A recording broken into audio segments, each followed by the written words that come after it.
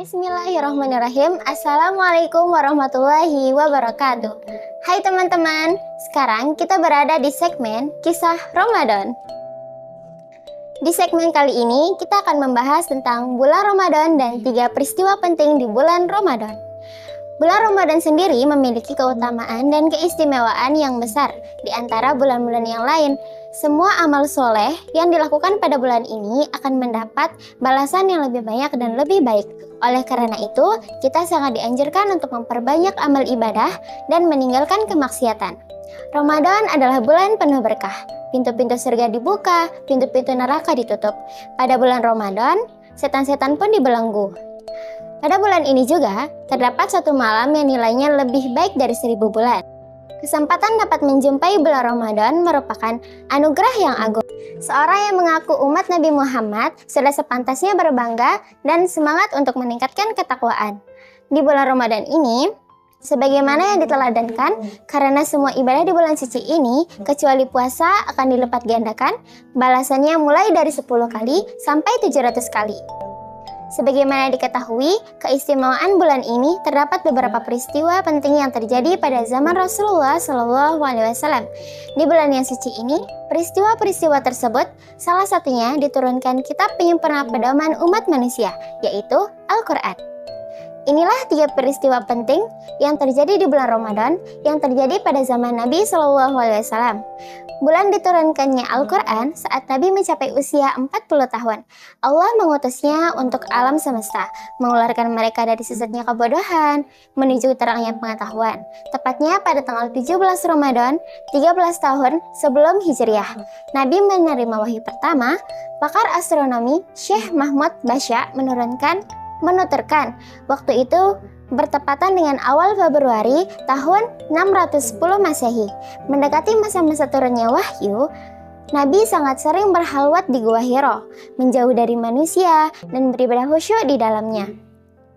Terkadang 10 hari, terkadang lebih sampai 1 bulan. Ritual ibadah Nabi di Gua Hira mengikuti tata cara yang dipakai kakeknya, Nabi Ibrahim alaihissalam. Di tengah-tengah peribadatannya di Gua Hira, Nabi didatangi sosok yang tak pernah dikenalnya. Bergembiralah wahai Muhammad, aku Jibril, dan engkau adalah utusan Allah untuk umat ini, tutur sosok malaikat itu. Nabi menjawab, tidak bisa. Perintah itu sampai diulang 3 kali oleh Jibril. Jawaban Nabi tetap sama. Ma'ana biqari'in, aku tidak bisa membaca. Kemudian Jibril membacakan wahyu pertama, yaitu surah Al-Alaq ayat 1 sampai dengan ayat 5. Peristiwa kedua yaitu Perang Badar, atau biasa disebut Ghazwah Badar Al-Kubra. Perang ini adalah yang menjadi pembeda, menandai awal kejayaan kaum muslimin. Dengannya Allah memuliakan Islam, meninggikan menaranya, dan mengikis berhala-berhala. Dalam peperangan ini, Nabi membawa 313 pasukan muslim menghadapi 950 pasukan non-muslim. Perbedaan jumlah pasukan yang mencolok tersebut tidak lantas mengucilkan nyali tentara muslim. Dengan tekad yang kuat membela Nabi, kaum muslimin berhasil memporak-porandakan pasukan kafir. Allah mengutus mereka dengan malaikat-malaikat. Kaum kafir Quraisy lari sejadi-jadinya. Kaum muslim mengejar mereka, membunuh dan menawan. Dari pasukan muslim, gugur 14 orang syahid. Dari pasukan kafir, yang terbunuh dan tertawan masing-masing 70 orang. Di antara yang terbunuh adalah Abu Jahal. Selepas perang, Nabi memerintahkan untuk mengebumikan muslim yang gugur. Demikian pula menanamkan kafir yang terbunuh. Beliau kembali ke Madinah, disambut senandung dan indah oleh pemuda-pemuda Madinah.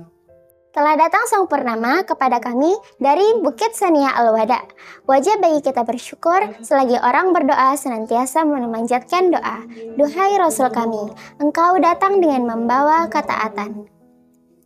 Peristiwa Perang Badar terjadi pada hari Jumat 17 Ramadan tahun 2 Hijriah bertepatan dengan 13 Maret 624 Masehi.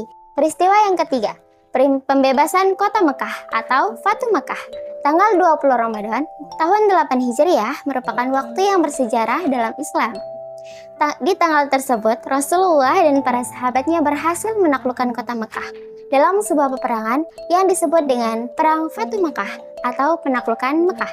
Peperangan tersebut dipicu oleh perlakuan orang Quraisy yang merusak satu perjanjian dari beberapa perjanjian Hudaybiyah. Orang Quraisy bersekongkol dengan kabilah lainnya untuk memerangi orang-orang yang berdamai dengan Rasul. Dalam pertempuran itu, Nabi mengerahkan 10.000 pasukan Muslim.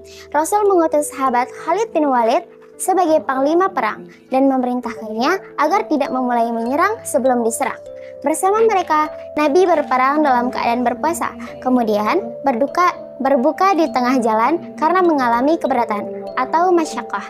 Demikian segmen kisah Ramadan kali ini. Sampai jumpa di segmen selanjutnya. Dah. Wassalamualaikum warahmatullahi wabarakatuh.